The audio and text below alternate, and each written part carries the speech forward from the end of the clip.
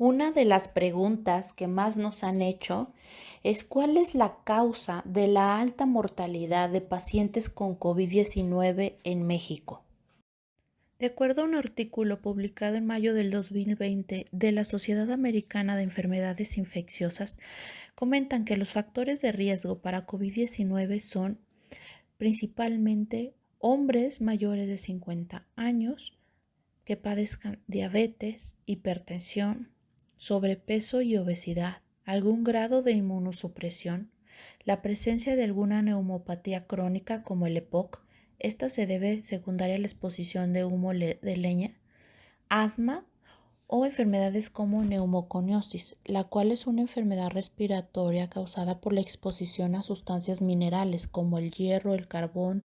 No solo los factores de riesgo contribuyen a la alta mortalidad, también se han estudiado marcadores de mal pronóstico, es decir, a los pacientes que tienen diagnóstico de COVID o sospecha de COVID se les debe de realizar una muestra de sangre para documentar si presentan alguna de estas alteraciones, entre ellos la elevación de dímero D, la presencia de linfopenia, falla renal, elevación de marcadores de la inflamación como la proteína C reactiva y la velocidad de sedimentación globular, la elevación de ferritina y la hipoalbuminemia.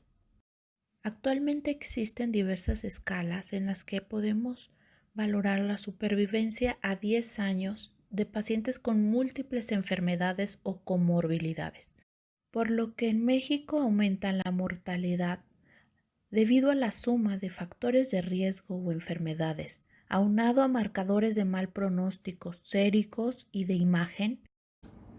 Es muy fácil. La mortalidad en el mundo es del 3-4%. Llegan al país más gordo, más diabético, más hipertenso y la mortalidad se va a 12%. Más claro no puede ser. ¿Existen recomendaciones especiales para estos pacientes con alguna enfermedad crónica no transmisible? Estar bien controlados, nada más. Exacto. Si son diabéticos, tienen que estar muy bien controlados, estar haciendo ejercicio, bajar al peso ideal. En fin, hacer los cambios de estilo de vida. ¿Qué análisis tienen respecto al contexto mundial en los países primermundistas, en cuanto a las medidas, los casos, las consecuencias y las muertes? Pues en los países de primer mundo donde la gente entiende, son lugares donde ya se está reabriendo la economía de una manera prudente porque los casos disminuyeron. Son países donde los pacientes no salen con las ideas de que en el hospital matan a la gente, que la enfermedad no existe. Son países donde se hacen las pruebas para detectar a los pacientes que son positivos, aunque sean asintomáticos y que tienen la posibilidad de contagiar a los demás. Entonces, todo eso ayuda a tener un mejor control de la enfermedad y de los vectores que somos nosotros. Aquí en México la gente no entiende, no cree, no se cuida, le vale, y entonces esto va para largo.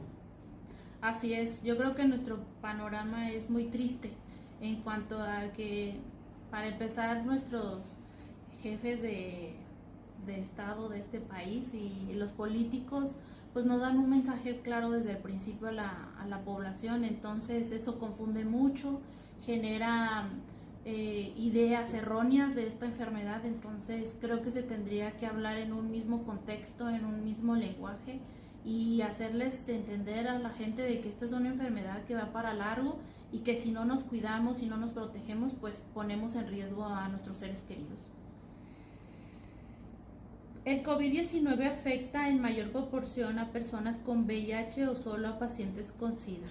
No, pues en ese aspecto pues te diría que a los pacientes con SIDA, porque VIH es solamente portador del virus sin alteraciones en la inmunidad.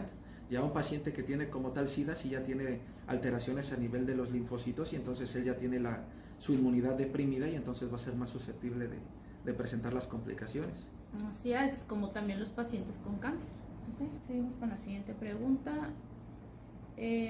¿Cómo ha sido atender a pacientes con COVID-19 física y mentalmente? ¿Cómo nos sentimos? Pues es bastante cansado porque cuando tienes que poner un equipo de protección personal, el calor es insoportable, sudas muchísimo en cuestión de minutos. Entonces, si bien uno no está con el paciente la mayor parte del tiempo, esos 15-20 minutos que estás ahí adentro con el traje puesto, es una sudoración impresionante, muchísimo calor. En el sentido físico, pues eso es cansado. Mentalmente también es hasta en ocasiones frustrante, porque es una enfermedad que no te avisa en qué momento se va a complicar un paciente. Puede ir de repente muy bien, evolucionando satisfactoriamente.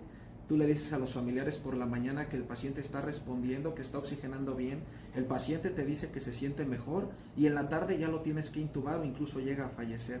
Son unas evoluciones muy rápidas para mal. Entonces, en ese sentido, pues sí es frustrante. Cuando piensas que vas de gane, te meten el pie y vas para atrás.